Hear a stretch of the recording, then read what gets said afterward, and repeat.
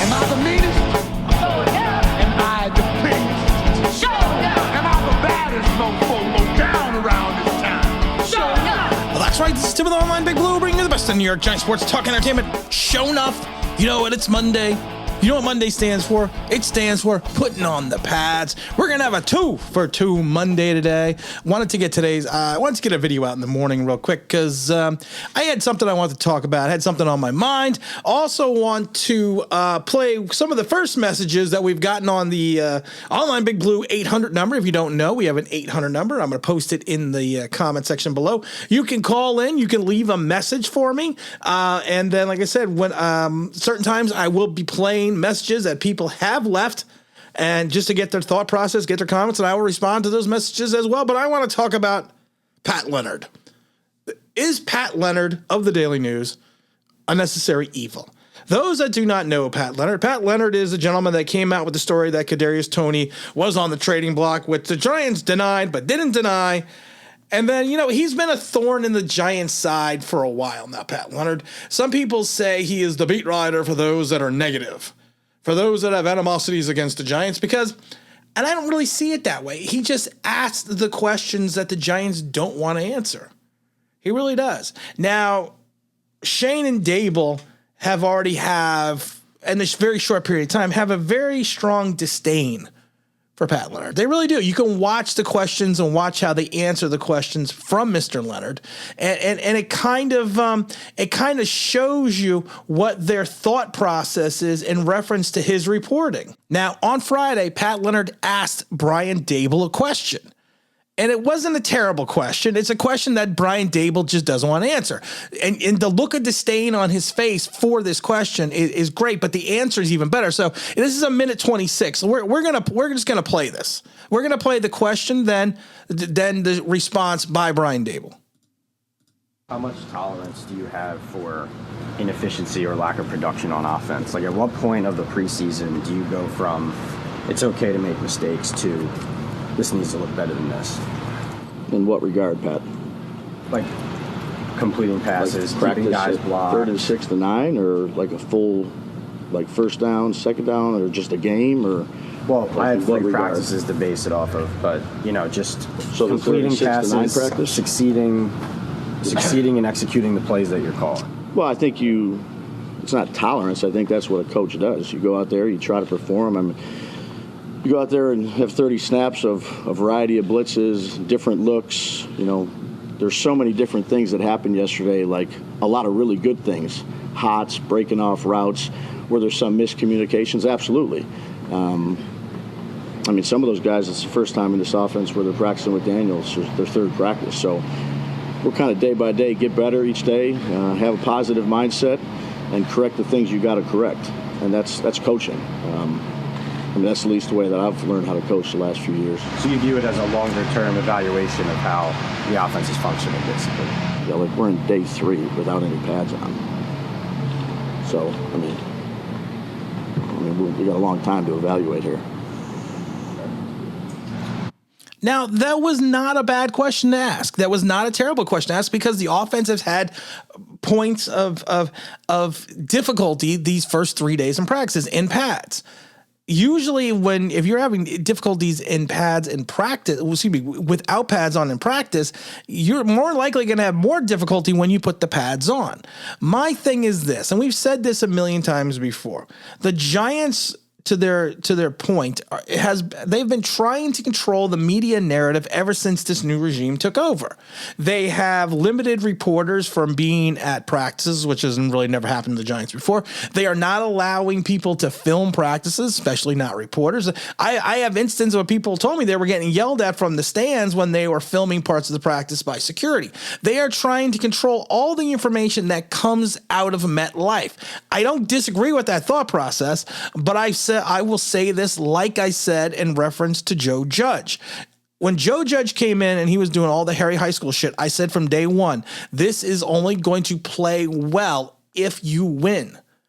Now, the problem is you need the media on your side in New York.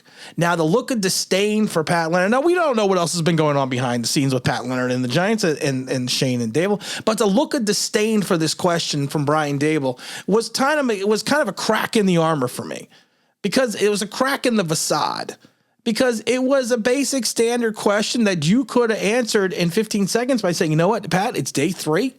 We're learning a new offense. We're moving forward. We're looking for better things. We want the team to perform better. We want them to play better. And hopefully, as we go down the road, they will get better day by day. Done. End of story. That's it. That's all you literally had to say. You don't go and give the look and everything else. And then almost like, I'm going to tell you right now, ask Bobby Bonilla. Bobby Bonilla told, he's at that press conference when he first signed that big contract, telling people, you're not going to knock the smile off my face. And the next thing you know, he wants to show people the Bronx. A couple of months later when things went bad. The media in New York can be your ally, or they could be your biggest nemesis. And all I'm saying is Pat Leonard's not going anywhere. For everyone that hates Pat Leonard, that's fine. You don't have to like him. For anyone that hates, people used to hate the venerable Dick Young, going way back, for reporters. But you know what? You can hate him, but he's going to ask the questions and he's going to be there. And that's just the way it is. He is going to be there. The problem is, like I said, too many people don't like the questions. They don't like the questions because they also sometimes don't want to hear the answers.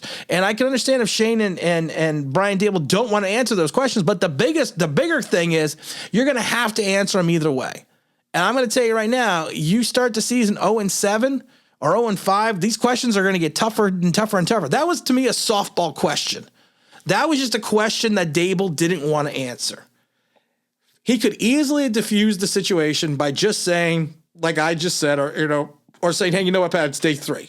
We're day 3 learning a new offense. I don't expect them to look good. And then just go on from there.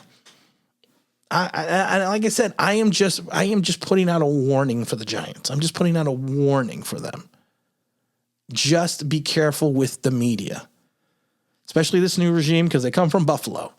The Buffalo media is nothing like the New York metropolitan media. Just take it easy. Remember, they need to be an ally. They need to be a friend. And we just need to leave it at that and kind of go on from there, because Pat Leonard's not going anywhere. And he's going to, the animosity that he creates with the Giants just sells papers. The amount of hatred people have for him just sells papers and keeps him employed. If you really want to get him not employed, you have to You just have to stop talking to him. Stop listening to him. He's got 37,000 Twitter followers. So you know what? Just leave it be. Just leave it be what it is. You know what? Take his opinions and take his questions with a grain of salt and just move on to the next question. That's the only thing I got to say for the Giants in reference to Pat Leonard, and same with the fans. We have a new 800 number. It's on the bottom on the comment section. If you want to come in and leave me a message, that's what we're going to do. You can leave me a message, leave me a question, and I'll actually play the message and I'll play the question on the show. And we're going to do the very first one. This isn't the very first message, but this gentleman is, his code name is Honeypot, or his moniker is Honeypot on Twitter, on YouTube. And he's always been a good subscriber. He's always had some great questions. And you know what? We're gonna get. He came in late to the stream yesterday, so I want to give him the very first question, or I haven't even listened to it yet. That's why this could be dangerous. But I want to give him the very first opportunity to put his question out there, or just put his thoughts out here. And just like I said, here's Honeypot from the 800 number. Either I don't know if he's asking a question or what he's doing, but here's his. Here we go. This is Honeypot. Just want to let you know, Tim, doing a great job, and I got a different feeling about this season. These 3 preseason games are huge, huge, huge for our second strings, our third strings, huge. I've never even really been in the preseason games how I'm going to be this year. I got a feeling, Tim, And I got a question. Well, evidently the question didn't record, but in regards to the preseason game, I have to give him 100% right. I think these preseason games are going to be huge for the New York Giants. I think these preseason games are going to be a good litmus test, a good benchmark of where we are in reference to the offense and where we are moving forward. I'm always excited about preseason. I always want preseason to come around the corner. I like I said, I'm always a huge fan of preseason. I love preseason games. But I think this year for the Giants, it's really going to be a telltale sign for a lot of players on this team and get a better understanding, a better idea of what they can do and what they are not going to be able to do, and kind of go from there. Don't forget, we got the big stream on Friday to give away that Coaches Club ticket so you can hang out with me, the venerable James Williams, Dominic Palmer flying all the way in for the UK, and OGR Sports. Gonna have another video later on today to kind of reassess what happened when they put on the pads, and as we always know, this is Online Big Blue, bringing you the best in New York Giants sports talk and entertainment. And as always, if you could like, if you subscribe, if you're ringing that bell, you know what it means, that'd be awesome.